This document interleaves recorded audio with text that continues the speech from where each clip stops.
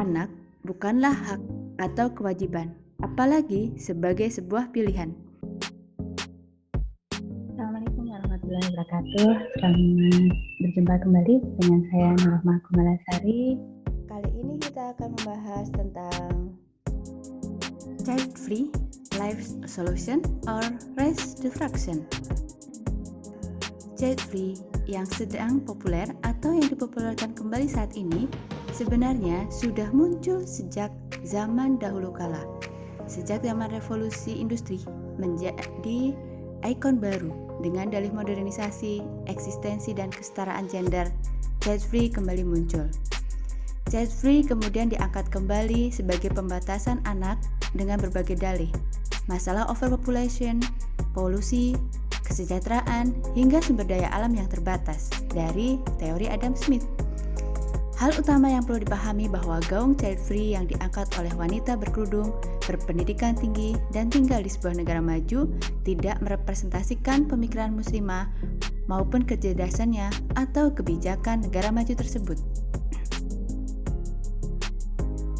Kerudung tidak menjamin isi kepala seseorang telah menjadi muslimah yang baik dan berpikir secara islami. Sebagai seorang muslim atau muslimah, maka kehidupan harus bertolak ukur pada halal dan haram yang sudah diterapkan oleh Allah Subhanahu wa Ta'ala. Anak bukanlah hak atau kewajiban, apalagi sebagai sebuah pilihan. Anak hadir sebagai anugerah Allah Subhanahu wa Ta'ala yang diberikan kepada siapa saja yang dikehendakinya dalam Asy-Syura 49-50.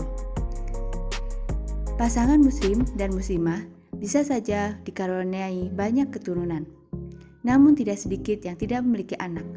Banyak yang berusaha menggunakan berbagai metode kontrasepsi, namun tetap saja gagal dan diberkahi Allah dengan keturunan. Dengan hadirnya anak-anak itu, pasangan muslim dan muslimah mempunyai kewajiban untuk mendidik anak-anaknya menjadi anak yang soleh dan solehah. Pasangan tersebut dapat memilih untuk mendidik anaknya sendiri ataupun dengan bantuan orang lain, menyekolahkannya di sekolah umum atau di sekolah Islam, dan seterusnya. Itu adalah pilihan. Dan menjadi hak yang dijanjikan bagi pasangan tersebut atas pahala dari ibadah anak-anaknya hingga saat akhir nanti, jika pasangan tersebut berhasil mendidik anak-anaknya menjadi soleh atau solehah. Kecerdasan bukan diukur dari tingkat pendidikan, bukan di mana dia sekolah atau kuliah, tidak pula berbanding lurus dengan pemahaman atas kebenaran yang hakiki. IPK atau nilai akademik merupakan representasi dari kemampuan dia untuk menyerap ilmu yang diajarkan dan merefleksikannya pada saat ujian.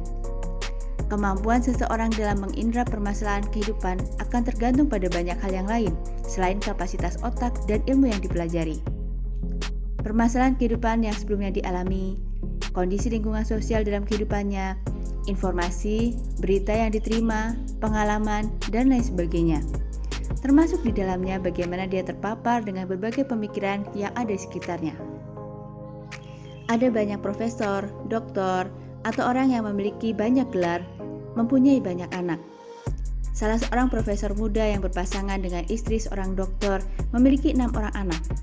Seorang profesor di Amerika memiliki 4 orang anak. Dan banyak yang lainnya.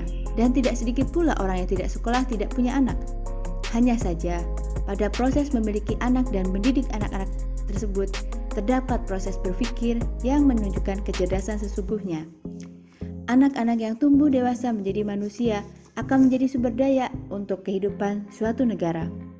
Keberadaan manusia yang akan menentukan keberlangsungan sebuah negara maupun peradaban. Tanpa manusia, tidak ada warga negara yang mengemban ideologi negara, mengelola kehidupan bernegara, mempertahankan keberadaan negara dan kedudukannya di kancah dunia. Negara-negara maju, Jerman, Jepang, Rusia, Amerika, Kanada, dan sebagainya yang mengemban ideologi kapitalisme dan menjunjung kebebasan untuk warganya dalam dasawasa terakhir mengalami polemik pertumbuhan penduduk negatif dengan sinyal piramida terbalik. Sumber daya manusia kemudian menjadi faktor pembatas dalam kehidupan bernegara. Orang-orang tua masih harus bekerja keras, anak-anak muda dipacu untuk lebih produktif. Anak-anak kecil nyaris tak tampak. Di Jerman di tahun 2010 mengalami pertumbuhan negatif yang menunjukkan bahwa jumlah kematian lebih banyak daripada jumlah anak yang dilahirkan. Pemerintah Jerman mengembangkan berbagai skema insentif untuk wanita atau keluarga yang melahirkan. Jaminan kesehatan, cuti panjang, keringanan pajak, tunjangan anak, dan lain sebagainya. Banyak pasangan yang kemudian menikah dan mempunyai anak dalam beberapa waktu yang singkat. Namun tidak sedikit yang tidak terikat dalam ikatan pernikahan pun kemudian memiliki anak dan berstatus sebagai single parents. Pertumbuhan penduduk pun bergeser positif, meskipun pada tahun 2020 mencapai 0,32 yang menunjukkan jumlah anak masih lebih kecil daripada jumlah remaja maupun usia dewasa. Pada tahun 2014, di sebuah sekolah dasar di Jerman, lebih dari 30% anak-anak memiliki nama Arab, yang mengindikasikan bahwa mereka adalah anak-anak migran atau hasil pernikahan dengan non-Jerman. Fenomena ini bukan hanya terjadi di Jerman, tetapi Jepang, Korea Selatan, Rusia, Italia, bahkan termasuk di Amerika.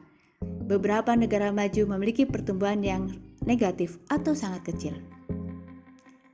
Penurunan jumlah penduduk akibat kebebasan yang diusung oleh negara tersebut dilindungi undang-undang dengan dalih pada perlindungan hak asasi manusia, hak wanita, hak anak, dan sejenisnya. Banyak negara kemudian berbenah, mendorong kehamilan dan kelahiran generasi baru, namun tidak berdaya karena menjadikan kebebasan di atas segalanya. Kebebasan ini bersumber dari ideologi kapitalisme yang telah dilegalisasi, sehingga memberikan jaminan kepada setiap individu untuk melakukan hal-hal yang disukainya tanpa ada batasan.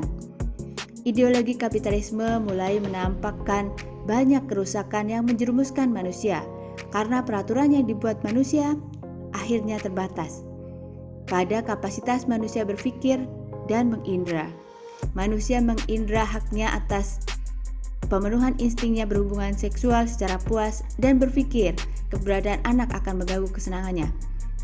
Manusia mengindra keterbatasan sumber daya dan berpikir akan mengendalikan populasi manusia sehingga sumber daya dapat digunakan secara lebih bijak. Mereka lupa bahwa sumber daya itu memerlukan pengelola, yaitu manusia sendiri. Negara wajib memfasilitasi kebebasan individu ini, sehingga pada akhirnya merusak sistem dalam negara itu sendiri. Teknologi saat ini telah banyak membantu untuk melakukan prediksi masa depan. Beberapa website, World Population Review, Our World in Data, dan banyak website lainnya dapat menunjukkan potensi penurunan jumlah penduduk di berbagai negara. Jika hal ini dibiarkan berlangsung tanpa ada perubahan menyeluruh, maka ras, masyarakat, bahkan negara akan menghilang dalam beberapa dekade mendatang. Apakah fungsi sumber daya alam yang diagung-agungkan kelestariannya sebagai jaminan kehidupan manusia? Padahal dalam sistem ini manusia akan punah dengan sendirinya. Child free bukan solusi. Manusia diciptakan lengkap dengan alat reproduksi, bukan dipajang sebagai hiasan, tetapi melestarikan keberadaan manusia itu sendiri sebagai manajer kehidupan di muka bumi ini. Wahai wanita muslimah yang cerdas dan terdidik, persiapkanlah diri untuk mengemban tanggung jawab dalam membangun peradaban gemilang yang dijanjikannya. Suka tidak suka, ikut tidak ikut, peradaban gemilang akan terbentuk karena ribuan, jutaan, bahkan miliaran muslimah lain yang lebih cerdas akan berbondong-bondong untuk menyokong peradaban yang dijanjikan. Sekian, wassalamualaikum warahmatullahi wabarakatuh.